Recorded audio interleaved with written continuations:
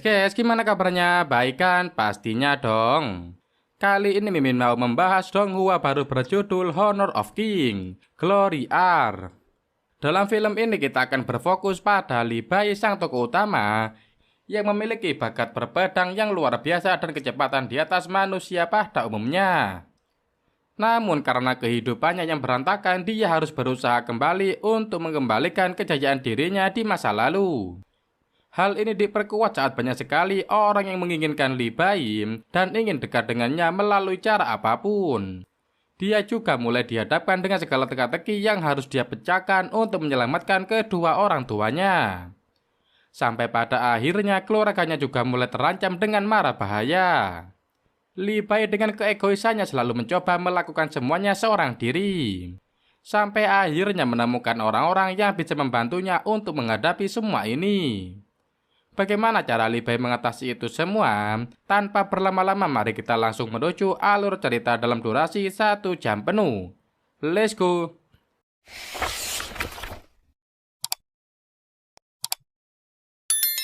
Scene awal diperlihatkan sebuah kerajaan yang sedang dalam kondisi berbahaya. Terlihat beberapa pasukan yang berbaris dengan rapi seperti sedang melakukan penyerangan. Para pasukan itu terlihat sangat gugup dan ketakutan. Tak lama muncul seorang laki-laki bernama Li Bai dari dalam kabut. Dia mulai berjalan ke arah pasukan itu sendirian. Tak lama muncul gelombang angin besar yang menerjang pasukan itu dan dalam sekejap, Li Bai langsung berada di depan mereka. Mereka semua terkejut akan hal itu. Li Bai yang tak berkata apapun mulai menyerang semua pasukan dan menghancurkan formasi tersebut. Dengan kecepatan Li Bai yang di atas rata-rata, dia mulai menghajar semua pasukan itu.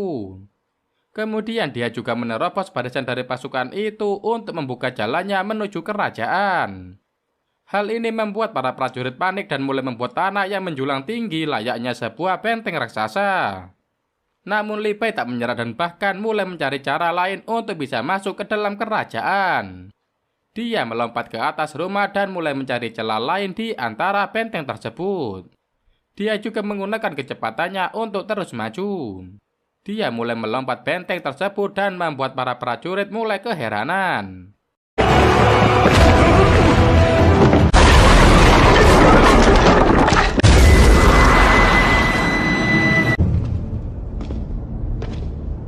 Setelah menghancurkan pintu kedua dari kerajaan itu, dia kemudian sempat berdiri di sana dan langsung bertemu dengan berbagai prajurit lainnya.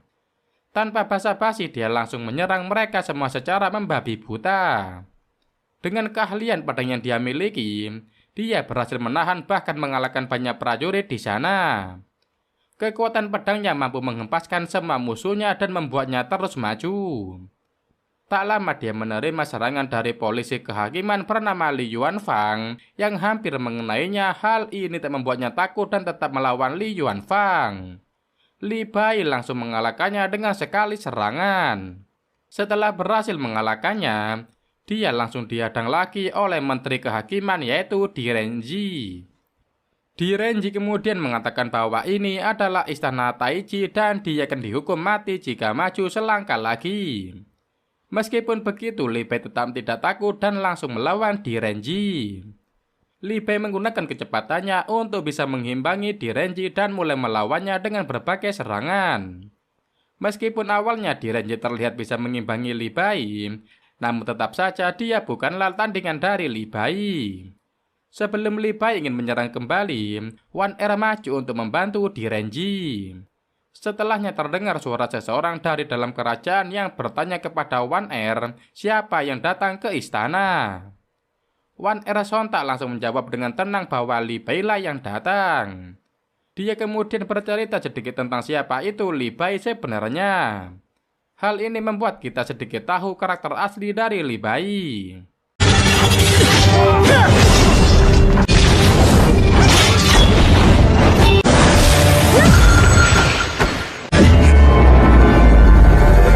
Scene kemudian beralih flashback ke 10 hari sebelum kejadian penyerangan di kerajaan. Terlihat banyak sekali orang yang sedang berada di sana. Acara itu bernama Jamuan Ara dan Puisi. Beberapa keindahan dari alam bisa kita lihat di sini. Tempat yang nyaman sampai nuansa yang indah terlihat jelas pada acara tersebut. Kemudian salah satu dari mereka yaitu Menteri Perekonomian, Ling Huwen memberikan kaligrafi berharga yang merupakan suatu kehormatan bagi mereka. Kemudian dilanjutkan oleh seorang wanita sastrawan yang juga merasakan hal yang sama. Kepala sekretariat yang menggunakan baju berwarna merah juga ikut mengobrol dan bertanya kapan ini akan dimulai. Tak lama kemudian beberapa orang di sana juga mulai berbicara dan menanyakan beberapa hal tentang Li Bai. Saat mereka membicarakannya, Li Bai kemudian datang menggunakan perahu yang sangat mengesankan. Kedatangan Li Bai itu langsung membuat semua orang mulai mendekatinya dan berkumpul. Li Bai yang datang dengan gaya yang sangat sombong mulai berbaur di sana. Raja Chen kemudian bertanya kepada Li Bai bahwa jika ada orang yang mengalahkannya dalam 3 jurus, Li Bai akan memberikan orang itu puisi. Mendengar hal itu, Li Bai langsung mengambil ranting pohon dan mulai melawan mereka bertiga. Meskipun awalnya mereka merasakan menang melawan Li Bai karena hanya menggunakan ranting kayu.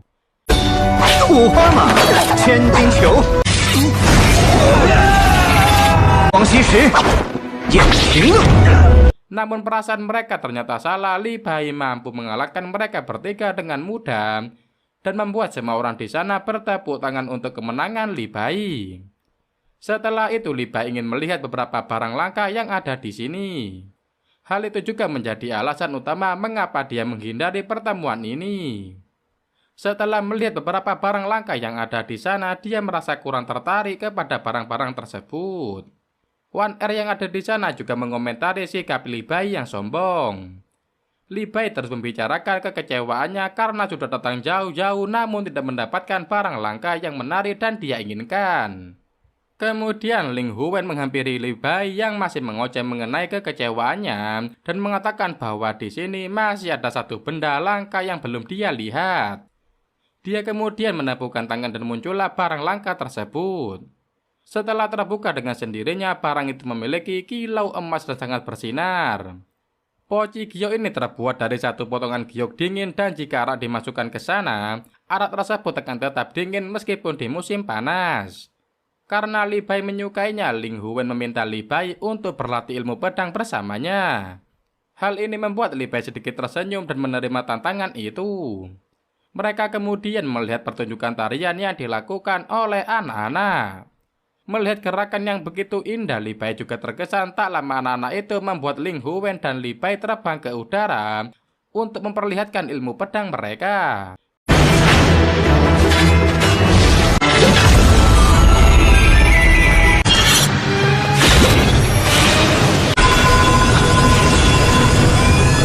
Namun tak lama seorang penari malah terjatuh saat sedang melayang dan membuat Li Bai langsung menolongnya. Ling Huwen yang berada di sampingnya mengatakan bahwa pemandangan ini kurang beberapa goresan. Li Bai langsung terbang dan memberikan beberapa goresan kecil yang kurang itu dan membuat pemandangan sangat indah. Setelah selesai, Li Bai kembali menemui penari tadi dan menanyakan keadaannya. Setelah berbincang singkat, sang penari kemudian berjanji untuk menampilkan pertunjukannya kembali setelah matanya telah sembuh.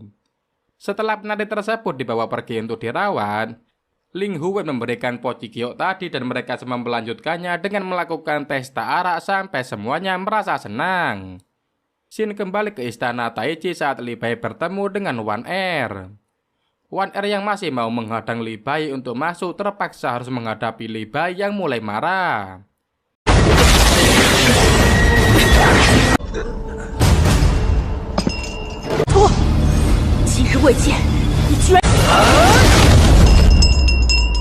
Namun seperti biasa, Li Bai mampu mengalahkannya memberikannya sihir sampai dia tak bisa bergerak lagi. Xin kembali ke pertemuan kala itu. Li Bai yang dihampiri seseorang yang memberinya surat. Namun pada saat itu dia malah lupa dan sedang melakukan pesta arak yang membuatnya mabuk. Kita semua pasti bertanya-tanya kenapa Li Bai menyerang istana Taichi. Ternyata jawabannya ada pada surat itu. Setelah Li Bai tersadar dari mabuknya, ternyata surat tersebut sudah 2 hari tidak dibuka olehnya. Setelah membukanya, dia langsung bergegas kembali ke kotanya. Ternyata surat tersebut ditulis oleh ibundanya yang memberitahukan Li Bai untuk pulang kembali ke kotanya. Setelah sampai di sana, Li Bai melihat keramaian kota dan segala kemeriahannya. Setelahnya dia kembali ke rumah dan bertemu dengan saudara dan kedua orang tuanya. Mereka semua menyambutnya dengan sangat baik. Setelahnya sang ibu mengajaknya untuk makan bersama sang ayah. Namun sang ayah terlihat tidak terlalu akrab dengan Li Bai. Sang ibu selalu menengahi pertengkaran keduanya sampai akhirnya sang ibu menaruh arak yang telah dimasak ke atas meja makan. 去的，吃什么吃啊？就是些没用的短，现在的正事是吃饭。怎就不见你留恋？ Namun ternyata minum arak bersama pun tidak bisa membuat hubungan mereka membaik dan membuat Li Bai pergi dari sana. Setelahnya sang ibu mengajak Li Bai untuk melihat perayaan, semua tampak sangat ramai dan meriah. Tiada yang mencurigakan di sini sampai akhirnya Li Bai menjatuhkan araknya ke tanah. Hal itu membuat Li Bai mulai merasakan hal aneh di mana semua orang berubah menjadi cahaya dan mulai menghilang. Dia juga terperosok jatuh ke dalam cahaya-cahaya tersebut. Keindahan yang terjadi berubah menjadi petaka yang mengerikan. Semua hal yang menimpa Li Bai mulai menyadarkannya dari pingsannya di reruntuhan kota tersebut. 4 hari lalu kota Suiyue sudah rata dengan tanah. Hal ini sontak membuat Li Bai bingung dan bertanya-tanya kenapa semuanya terjadi. Dia terus berlari ke sana kemari dan mulai menemukan bendera Chang'an. Hal ini membuatnya menduga bahwa kotanya telah ditaklukkan oleh Chang'an dan membuatnya rata dengan tanah. Li Bai hanya bisa membayangkan apa yang sudah terjadi. Hal itulah yang membuat dia menyerang istana Taiji secara membabi buta. Xin kemudian kembali ke istana tanpa Li Bai yang mulai berjalan mendekati semua prajurit di sana sambil membayangkan orang tuanya. Tak lama Li Bai mulai menyerang mereka semua. 不要回来！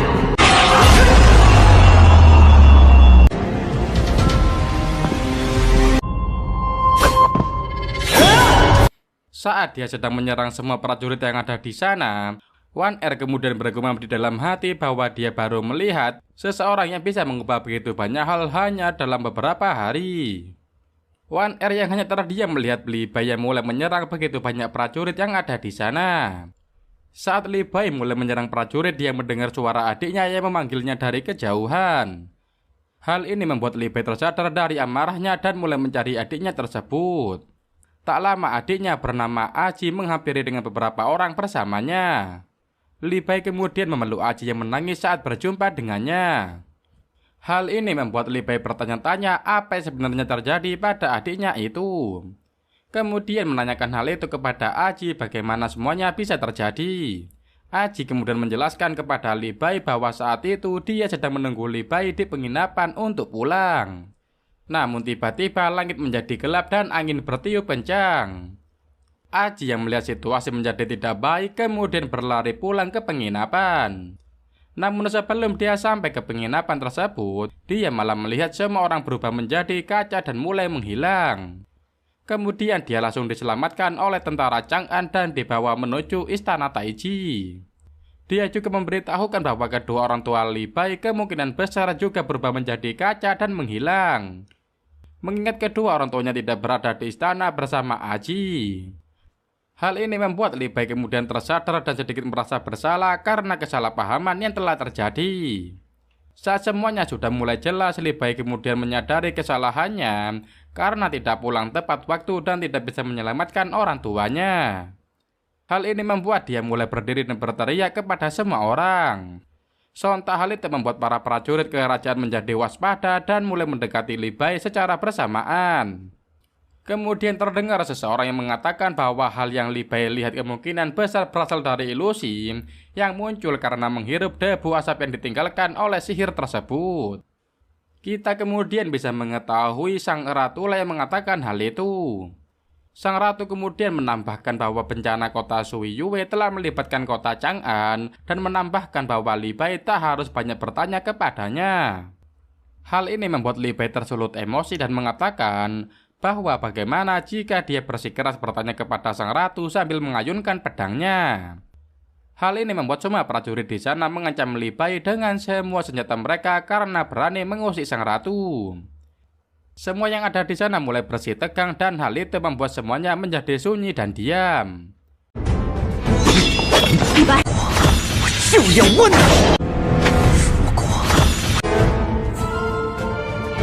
Sang ratu yang bangkit dari singgasananya mulai menjelaskan kepada Li Bai bahwa dirinya hanya tersulut amarah dan meminta Li Bai melakukan apa yang sebenarnya harus dilakukan. Li Bai yang tersadar akan hal itu kemudian mulai menurunkan badannya dan berpaling pergi dari sana.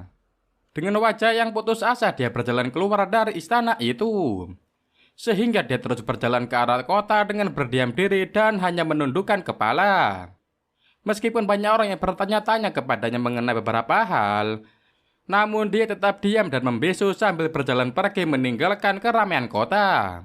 Dia hanya bisa menyesali keadaan dan berpikir kenapa dia tidak langsung pulang saat menerima surat itu. Mungkin hal itu bisa menyelamatkan kedua orang tuanya.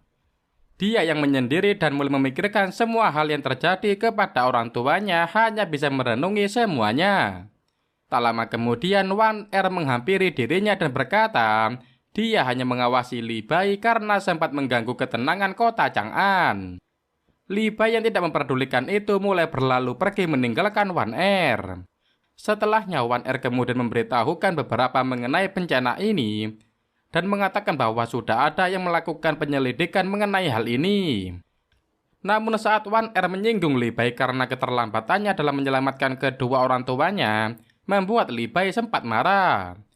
Li Bai yang berbalik dan membuat angin kencang bertiup di sana mengakibatkan Wan Er menjadi sedikit takut dan mulai waspada kepada Li Bai. 按阿季所说，若非你眼无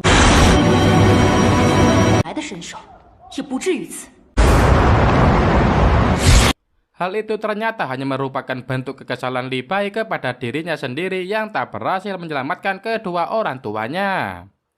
Li Bai yang kembali mengingat peristiwa yang menimpa kedua orang tuanya mulai putus asa dan hilang harapan. Dia kemudian melihat kembali surat itu dengan tujuan mengingat peninggalan kedua orang tuanya. Tak lama dia tersadar bahwa surat tersebut lilin segel kota Suiyue dengan pola yang berbeda. Seakan-akan telah dibuka oleh seseorang sebelum diberikan kepadanya. Wan Er juga mengatakan hal yang sama mengenai surat itu. Hal ini membuka kemungkinan lain bahwa ada orang yang mengetahui informasi mengenai surat ini sebelum Li Bai itu sendiri. Li Bai yang menyadari hal itu langsung pergi menuju tempat di mana pertemuan kemarin itu berlangsung. Ling Huwen yang ditemui Li Bai untuk menanyakan perihal surat itu memberikan jawaban bahwa semua yang berkunjung kemarin merupakan sastrawan dari Chang'an dan tidak mungkin melakukan hal itu. Ling Huwen juga menambahkan bahwa hanya Liu Ying yang ada di sana dan sedang menjalani proses penyembuhan mata dengan seorang tabib terkenal. Li Bai menanyakan apakah Ling Huwen mempunyai daftar alamat tamu pada hari kejadian tersebut.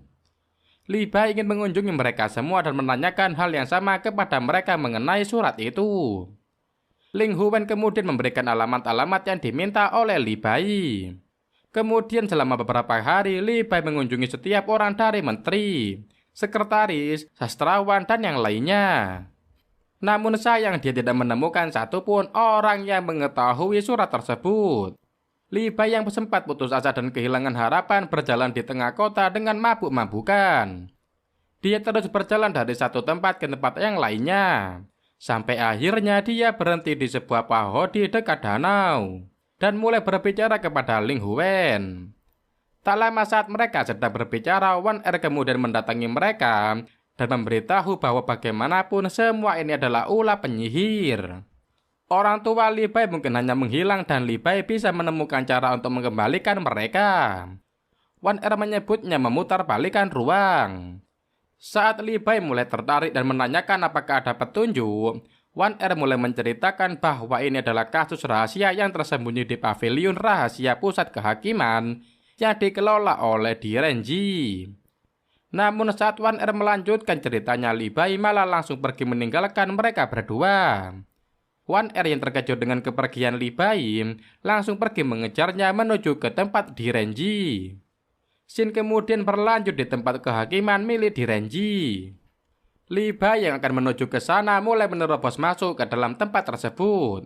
Direnji yang sedang menulis sesuatu sedikit terkejut dengan kedatangan Li Bai dan mengatakan bahwa kenapa Wan Er tidak bersama dirinya.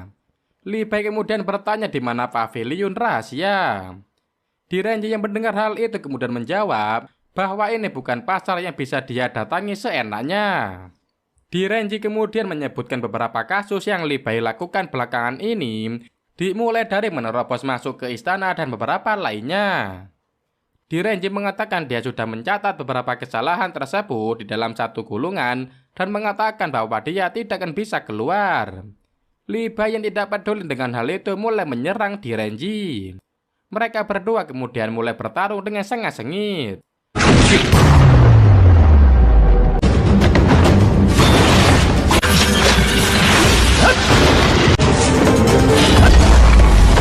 Meskipun pada awalnya mereka berdua terlihat imbang, namun Li Bai menggunakan beberapa cara untuk bisa lebih unggul.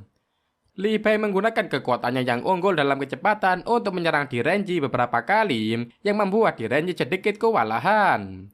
Pertempuran yang mereka lakukan sempat membuat keadaan tempat kehakiman tersebut sangat berantakan. Kemudian meskipun keduanya sudah saling terluka akibat pertarungan, namun Li Bai masih berniat menyerang Direnji. Sementara itu di luar tempat tersebut, terlihat banyak prajurit yang mulai mengepung pintu keluar. Tak lama Wan Er berjalan melewati prajurit tersebut dan mulai masuk ke dalam tempat kehakiman. Berkat datangnya Wan Er, situasi menjadi mereda. Wan Er kemudian membacakan titah Maharani dan membuat Direnji terpaksa memberitahukan tempat pavilion tersebut kepada Li Bai. Setelahnya mereka semua kemudian masuk ke pavilion tersebut. Direnji kemudian menceritakan bahwa hal ini tercatat dalam gulungan reruntuhan kota Qianku. Dahulu kala sebuah suku di wilayah negara Jinting memiliki benua sihir bernama Rana Mandala. Direnji juga menceritakan bahwa dia telah menyelidiki hal tersebut dan akhirnya memahami mekanisme dari sihir tersebut. Teknik tipuan Jinting bukan jurus yang mematikan, melainkan hanya memindahkan makhluk hidup ke ruang lain. Li Bai kemudian berteori bahwa jika memecahkan sihir ini, maka ada kemungkinan untuk mengembalikan semuanya. Tapi ternyata Direnji tidak bisa memastikan hal itu. Namun berita baiknya mereka tidak mati. Li Bai kemudian bertanya bahwa apakah kota Suiyue merupakan kasus satu-satunya. Hal ini dikonfirmasi oleh Direnji yang langsung menekan suatu tombol untuk menunjukkan suatu peta. Ternyata peta tersebut adalah tempat kejadian dari beberapa kasus serupa. Dari gurun awan dan tembok besar Tiongkok, dan dengan skala yang lebih besar ini mungkin bisa dilakukan oleh satu orang. Direnji juga memberitahukan bahwa alam mandala sendiri hanyalah sihir ilusi.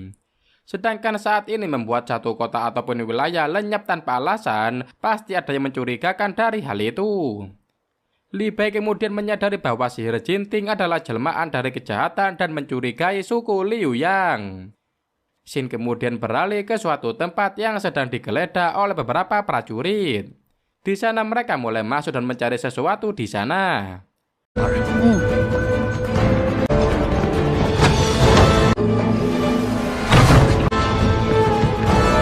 Namun mereka tak menemukan apapun dan siapapun di sana, hanya ada satu baju bekas penari yang sudah tergeletak di lantai.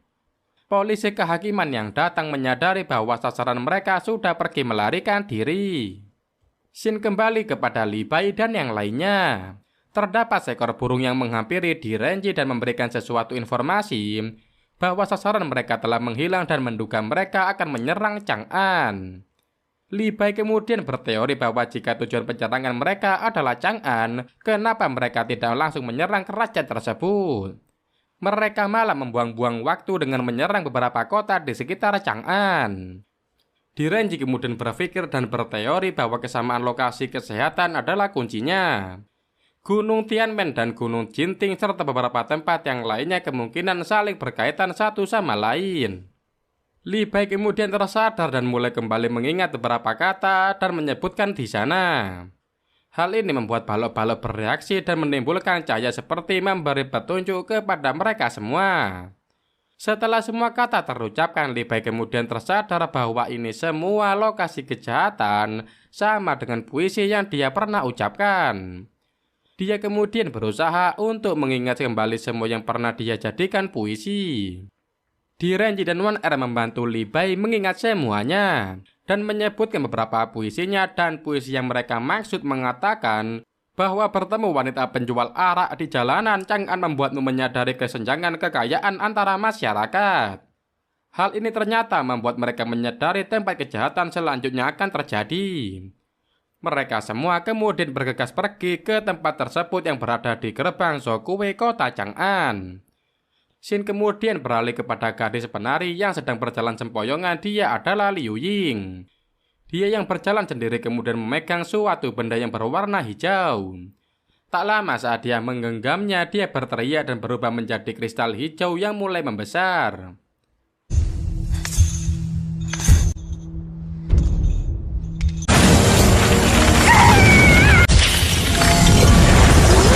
Kemudian Li Bai dan yang lainnya bergegas menuju gerbang Zhokue dan balai Guci. Semua prajurit yang ada di sana juga mulai mengikuti mereka bertiga dengan terburu-buru. Hal ini membuat situasi menjadi semakin mencekam. Kemudian Li Bai mengatakan bahwa dia dan Yuan Fang akan pergi ke gerbang Zhokue dan meminta yang lainnya untuk pergi ke balai Guci. Sesampainya di sana, Li Bai dan yang lainnya merasa heran karena tempat tersebut terlihat sangat hening dan sepi. Suasana yang mencekam kembali muncul di sana saat mereka melanjutkan perjalanan ke arah gerbang. Tanpa mereka sadari, kabut berwarna hijau juga sudah mulai menyebar di antara mereka. Dan saat mereka sampai di depan gerbang, keanehan pun terjadi. Direnji melihat seseorang yang sedang berlari di belakang mereka seperti sedang menghindari sesuatu yang berwarna hijau. Saat orang tersebut terkena oleh cahaya hijau tersebut, mendadak tubuhnya berubah menjadi kaca dan membeku seketika. Sementara itu, Li Bai yang sedang melanjutkan perjalanan melihat seekor burung merpati yang membeku layaknya kaca dan hancur berada di atasnya.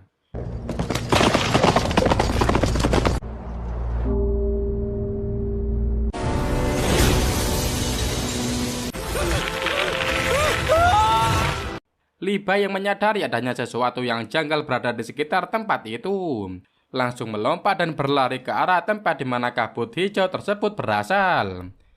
Wan Er yang melihat Li Bai berlari langsung mengikutinya dan bersama-sama pergi menuju tempat tersebut. Sesampainya mereka di sana, alangkah terkejutnya mereka dengan apa yang mereka lihat. Terlihat suatu benda berukuran raksasa yang terbang layaknya kupu-kupu sedang berada di atas mereka. Xin kemudian beralih ke suatu tempat di mana Direnji dan yang lain melihat para penduduk yang diserang oleh monster tersebut. Seperti yang kita tahu sebelumnya, di mana monster tersebut bisa merubah manusia menjadi seperti kaca ataupun benda yang membeku sebelum membuat mereka menghilang. Ternyata tak hanya manusia yang terkena serangan itu, namun pohon serta bangunan di sekitarnya pun mengalami hal yang sama, membeku kemudian menghilang. Sang ratu yang bangkit dari singgasananya menyadari adanya hal aneh yang terjadi pada kerajaannya. Dia kemudian terus berjalan dan melihat kerajaannya yang mulai hancur dan terbang ke udara seperti dihisap oleh sesuatu. Xin kembali ke Li Bai yang telah mengetahui monster inilah yang mencelakai kedua orang tuanya dan langsung menyerang monster tersebut. Mereka juga menyelamatkan seorang pria yang sedang berlari menjauhi monster tersebut. Wan Er kemudian meminta Li Bai untuk menyerang sisi lain dari monster itu, karena Wan Er akan menyerang sisi sebelah kiri dari monster itu. Xin kemudian beralih ke tempat Direnji, dan yang lain bertahan dan menyerang monster yang berbeda. Dan ketika serangan mereka mengenai monster tersebut dan berhasil melukai dirinya, serangan itu tidak membuat monster itu mati, namun malah membuat monster itu marah dan mengeluarkan serangan yang membabi buta ke arah mereka. Li Bai dan Wan Er terus bekerja sama melawan monster tersebut. Li Bai yang melompat ke sana kemari demi menghindari serangan monster itu mulai berusaha untuk menyerangnya dari jarak dekat. Setelah berhasil terbang mendekatinya, Li Bai langsung memberikan serangannya pada inti monster tersebut. Setelah melukai inti dari monster tersebut, Li Bai sedikit terkejut melihat apa yang ada di depannya. Terlihat seorang wanita penari yang pernah dia tolong bernama Liu Ying yang berada pada inti monster tersebut.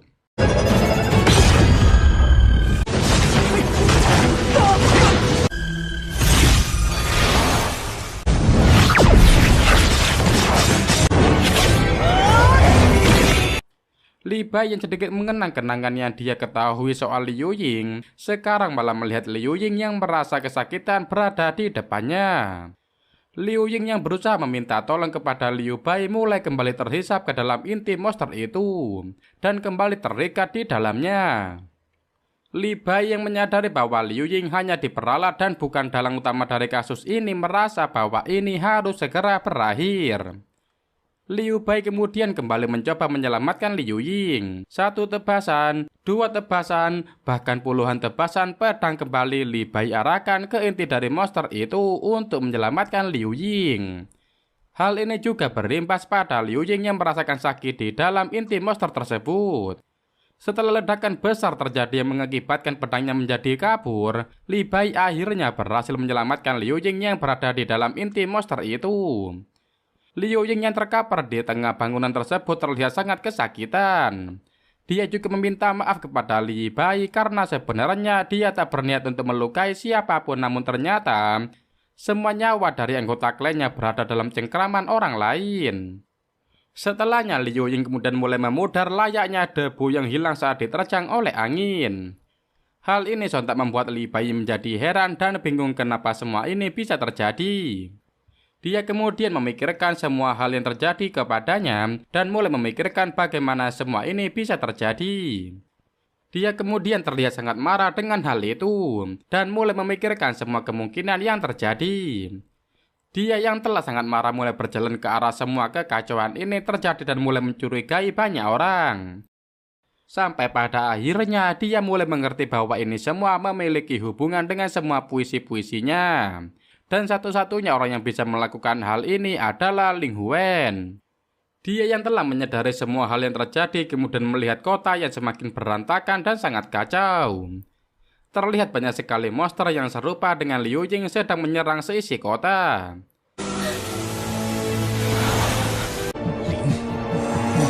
Wan.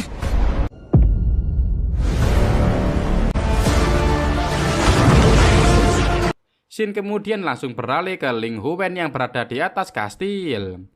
Dia kemudian menunjukkan kalungnya dan berkata, saat ingin bertiup cahaya lentera semakin terang. Jika terbang ke langit harus menjadi bintang di sebelah bulan. Pada saat hal itu terjadi, Ling Huwen langsung membuat langit menjadi gelap dengan cahaya hijau yang menembus ke arah langit. Semua hal ini membuat suasana menjadi semakin mencekam dan sangat berbahaya. Semua orang yang berada di sekitar sana termasuk Di Renji mulai merasakan guncangan yang berbeda dan mulai kembali waspada. Li Bai yang sedang melihat hal itu kemudian didatangi oleh Wan Er yang mengatakan bahwa mereka berdua tidak mungkin bisa menghentikannya dan dia akan pergi ke istana untuk memohon arahan dari Maharani. Li Bai juga setuju dengan hal itu dan meminta Wan Er untuk cepat pergi, sementara dirinya akan mencoba melawan Ling Huwen sendirian. Saat Li Bai mencoba mendekati Ling Huwen, Di Renji dan yang lainnya sedang berusaha menyelamatkan beberapa warga kota yang tersisa. Semua orang yang panik terus berlari menyelamatkan diri mereka masing-masing. Li Bai yang sampai ke atas kastil tersebut malah disambut dengan hangat oleh Ling Huwen. Sepertinya Ling Huwen tidak merasa bersalah atas semua yang telah dia lakukan. Li Bai yang mendengar semua omongan itu kemudian langsung menyerang Ling Huwen. Dengan polosnya Ling Huwen masih menanyakan apakah Li Bai marah kepadanya. Li Bai kemudian memberitahunya bahwa dia telah menghancurkan semua tempat, memanfaatkan anak-anak dan telah menewaskan orang tuanya dan menanyakan kepadanya kenapa melakukan semua ini.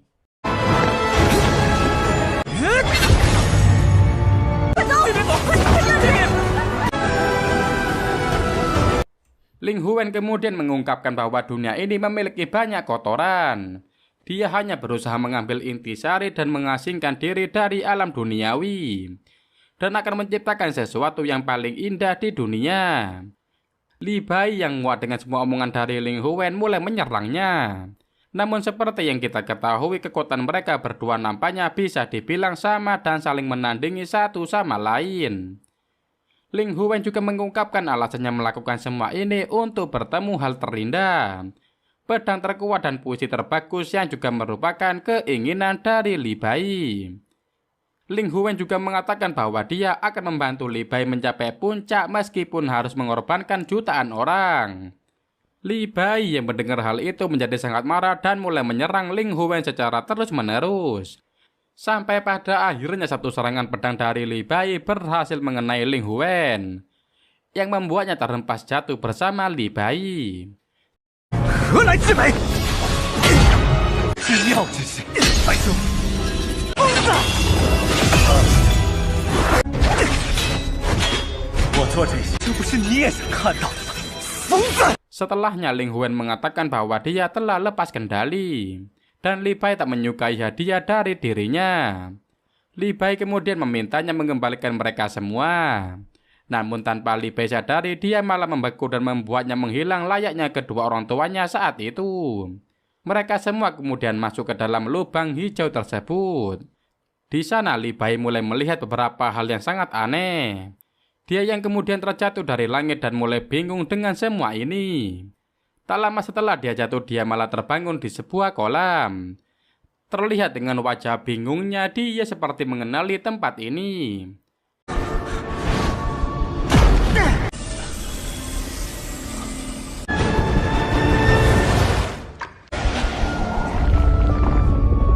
Kemudian beberapa orang di sekitarnya sedang berjalan ke arah kuil yang ada di ingatan Li Bai. Hal ini membuatnya mengikuti orang-orang tersebut dan mulai melihat sekitarnya. Ternyata semua orang ini merupakan orang-orang yang hilang dari dunia nyata. Tak lama datang Ling Huwen yang berada di sampingnya. Ling Huwen kemudian berhenti dan mulai menatap Li Bai. Saat itulah penglihatan Li Bai mulai tidak beraturan dan sangat acak layaknya sebuah ilusi.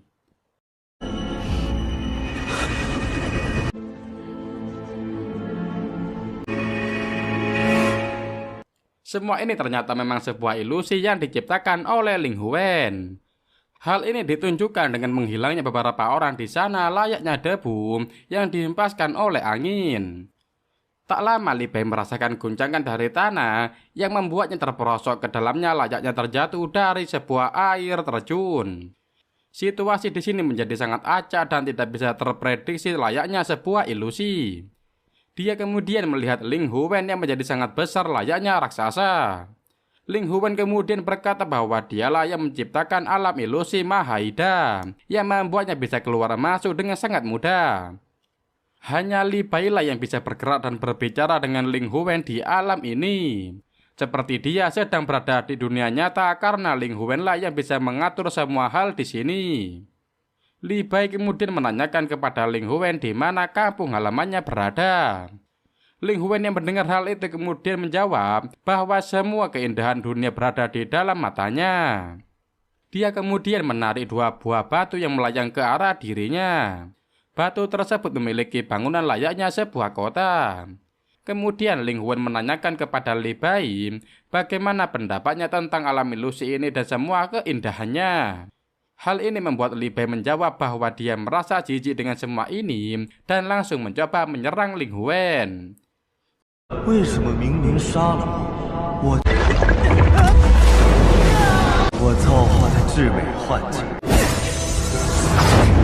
Xin kemudian beralih ke istana Taiji. Terlihat sang ratu yang sedang memberitahu Wan Er bahwa Li Bai telah dipindahkan ke alam ilusi.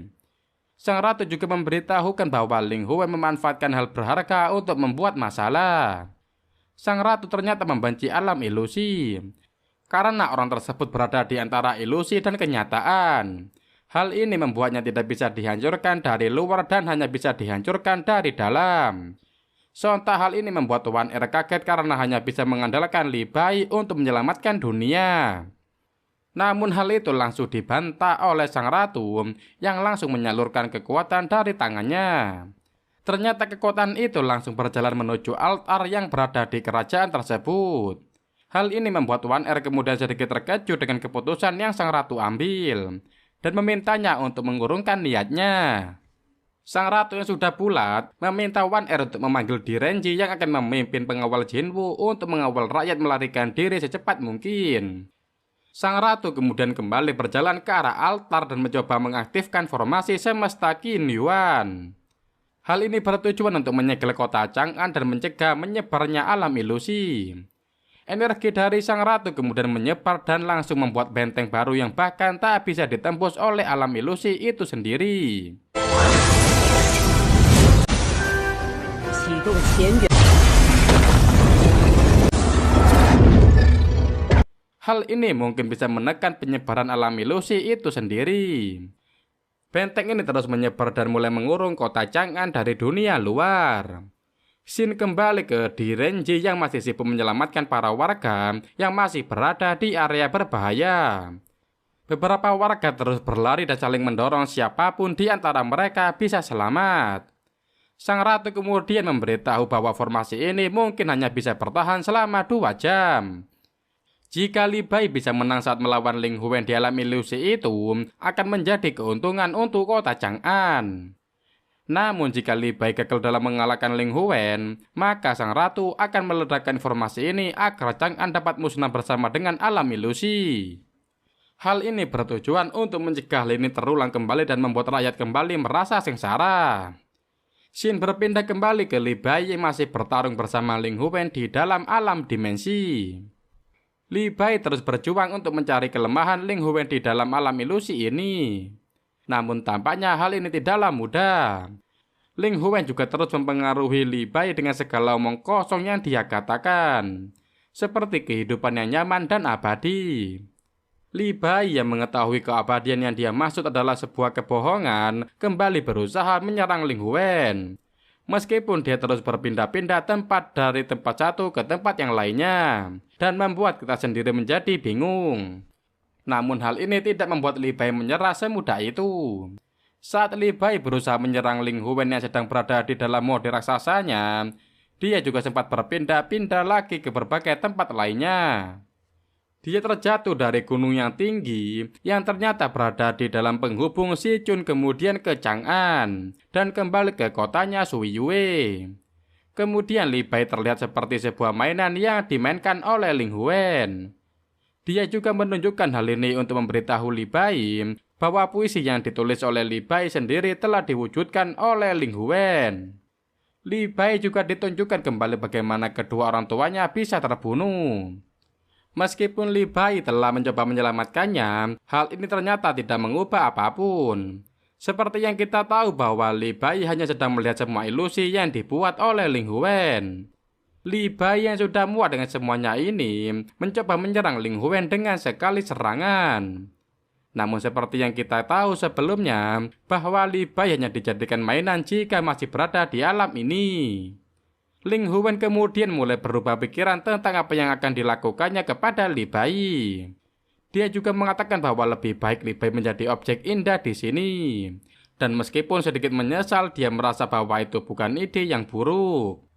Li Bai yang menerima serangan dari Ling Huwen mulai jatuh dan memecahkan kaca-kaca ilusi yang berada di bawahnya.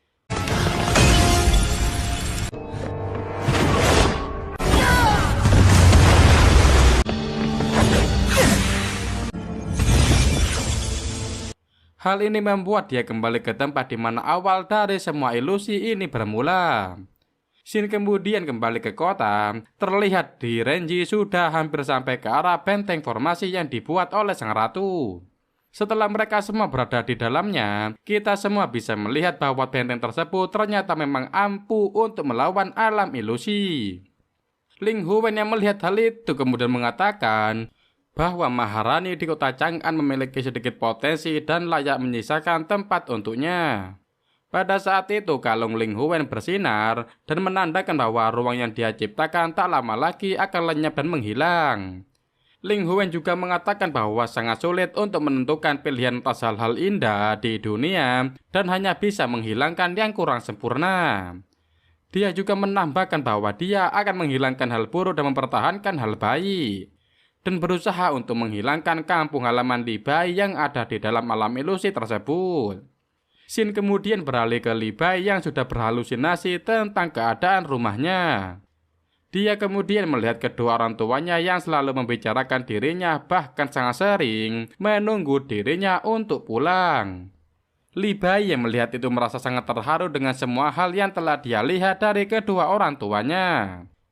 Saat kedua orang tuanya ingin membuka suatu kota yang diberikan kenangan mengenai anak mereka, Li Bai mencoba memeluk ibunya yang berada di depannya. Namun hal itu ternyata tidak bisa dia lakukan. Mengingat semua ini adalah halusinasi yang dibuat oleh Ling Huwen. Dia kemudian baru menyadari begitu berharganya sosok orang tua bagi dirinya. Meskipun kedua orang tuanya merasa bangga kepada Li Bai, namun kehilangan keduanya adalah kesalahan terbesarnya. Tak lama setelah dia menyesali semuanya, alam ilusi itu mulai runtuh.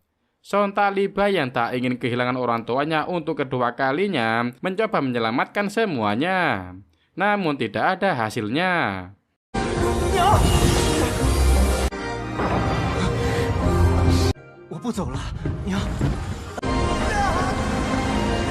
Dia kemudian terjatuh ke dalam ruang hampa yang sangat gelap. Pada saat itu juga Li Bai kembali mengingat masa kecilnya dimulai dari masa kanak-kanaknya, masa remajanya, dan masa dirinya mulai dewasa.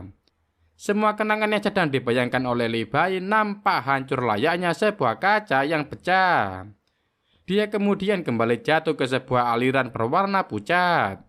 Dia terus jatuh ke dalam kegelapan tersebut. Sunyi dan hampa, apa mungkin ini akhir dari kisah Li Bai yang perkasa?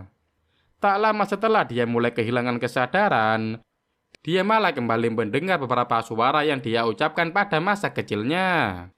Dia kemudian melihat sebuah kertas dan langsung menggapai kertas tersebut. Hal ini ternyata membawanya pergi ke masa lalu di mana dia masih kecil dan sedang melakukan festival bersama kedua orang tuanya. Ternyata Li Bai yang telah dewasa menyaksikan hal itu berada di depan matanya. Layaknya deja vu tentang kenangan yang dia alami dulu. Semua ini membawa warna kembali pada diri Li Bai. Kemudian cahaya-cahaya kecil mulai berada di sekelilingnya. Dilanjutkan dengan beberapa orang yang memiliki aura keemasan mulai menghampirinya. Semua orang tersebut mulai menyentuhnya dan memberikannya kekuatan. Li Bai juga sempat melihat kedua orang tuanya yang selalu mendukung dirinya. Warna baru mulai muncul dalam diri Li Bai yang membuatnya kembali ke atas bersama dengan semua warna keemasan tersebut. Warna-warna itu ternyata membuat Li Bai memiliki sesuatu yang baru. Baik tubuh, aura, dan kekuatan yang baru pula. Hal ini sangat terlihat dari Li Bai yang sangat berbeda dari sebelumnya. Dirinya yang terlihat menjadi lebih elegan dan menawan menunjukkan sedikit kekuatan yang ada dalam dirinya. Hal ini membuat dia terbang tinggi menuju jalan keluar dari dunia ilusi. Shin kemudian berganti ke istana Taiji. Terlihat sang ratu yang mulai kewalahan melawan kekuatan dari dunia ilusi. Hal ini ditandai dengan mulai runtuhnya beberapa pertahanan benteng tersebut. Suasana kemudian menjadi semakin mencekam saat sang ratu ingin meledakkan kota Chang'an untuk menahan penyebaran alam ilusi. Dia kemudian berterima kasih kepada Wan Er dan mulai mengeluarkan kekuatannya untuk meledakkan kota tersebut. Saat sang ratu ingin mengucapkan mantra dan ingin memulai peledakannya, dirinya terhenti karena mendengar suara dari langit. Suara itu ternyata berasal dari Li Bai yang sedang berusaha membelah alam ilusi untuk bisa keluar dari sana.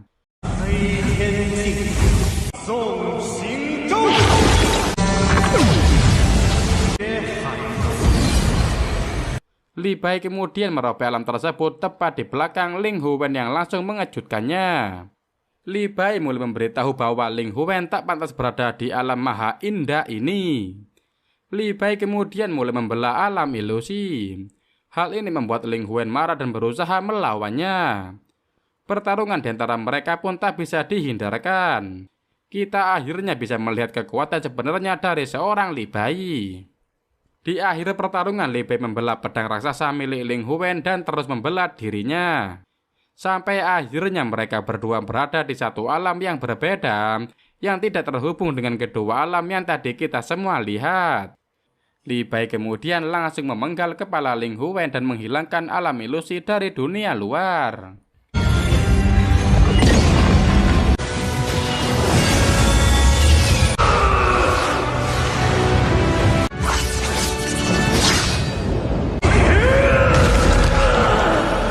Hal yang dilakukan Li Bai membuat semua kota menjadi kembali ke wujud semula. Semua orang yang membeku dan hilang juga kembali bersama dengan kota mereka yang pulih. Setelahnya mereka semua kembali hidup dengan damai dan Li Bai memulai misi yang lainnya. Kemudian ceritanya pun berakhir sampai di sini. Dari Li Bai kita semua bisa belajar bahwa kebanggaan sebesar apapun tidak akan berarti jika harus digantikan dengan orang-orang yang kita sayangi. Hal ini mengingatkan kita untuk terus bersyukur atas kenikmatan yang telah kita miliki pada saat ini. Oke, gimana guys pendapat kalian tentang Donghua Honor of King Glory R? Apakah kalian masih penasaran dengan kelanjutannya? Segitu dulu dari Mimin kali ini guys. Coba tulis pendapat kalian di kolom komentar ya. Menurut kalian gimana nih? Mimin lanjut nggak alur cerita dari Donghua ini? Terima kasih buat kalian yang sudah menonton dari awal sampai akhir. Saksikan terus hanya di Movie Klonal. Oke, sekian, terima kasih. Bye-bye.